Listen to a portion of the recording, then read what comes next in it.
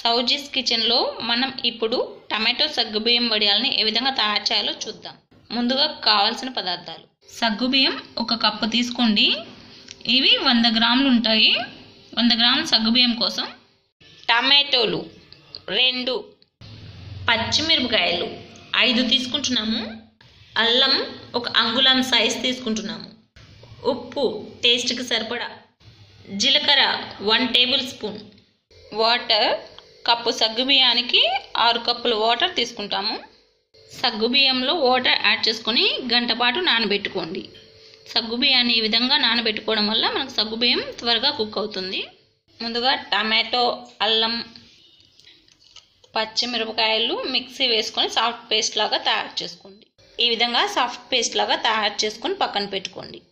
ఒక గిన్నెలో వాటర్ తీసుకొని స్టవ్ మీద పెట్టుకోండి. వాటర్ బాయిల్ అయిన తర్వాత ఇప్పుడు సగ్గుబియ్యం యాడ్ చేసుకోండి.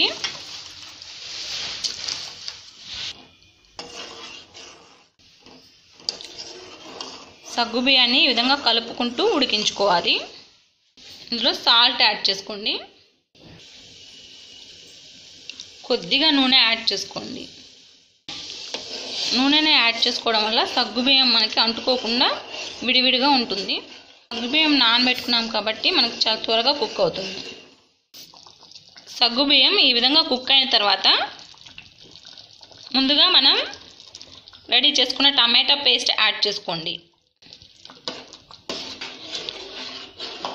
నీట్గా మిక్స్ చేసుకొని మరొక 5 నిమిషాల పాటు ఉడికించుకోండి.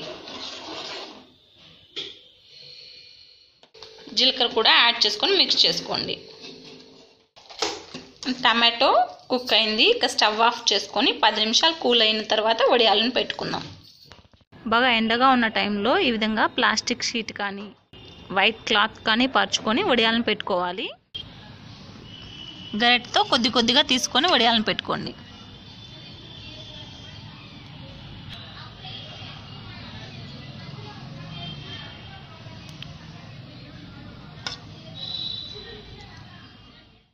ఈ విధంగా మన టమాటా సగ్గుబియ్యం వడియాలను పెట్టుకొని ఎండలో పూర్తిగా ఎండే వరకు ఎండనివ్వండి. టమాటా వడియాలు ఈవినింగ్ కల్లా ఈ విధంగా డ్రై అవుతాయి. ప్లాస్టిక్ షీట్ మీద పెట్టుకున్నాం కాబట్టి మనకు ఈజీగా లేచి వస్తాయి. ఇవి తీసుకొని ఒకసారి రివర్స్ చేసుకొని ఎండలో ఎండనివ్వండి.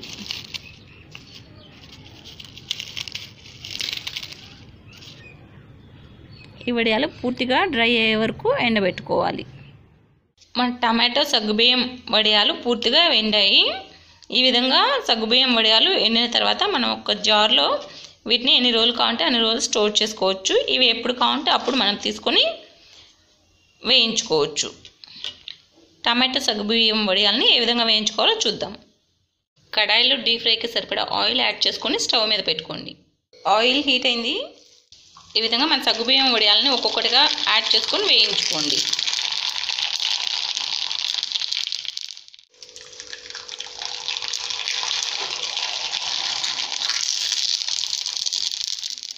పుల్ల పుల్లగా కారం కారంగా టేస్టీగా టమాటా సగ్గుబియ్యం వడియాలు రెడీ అయ్యాయి.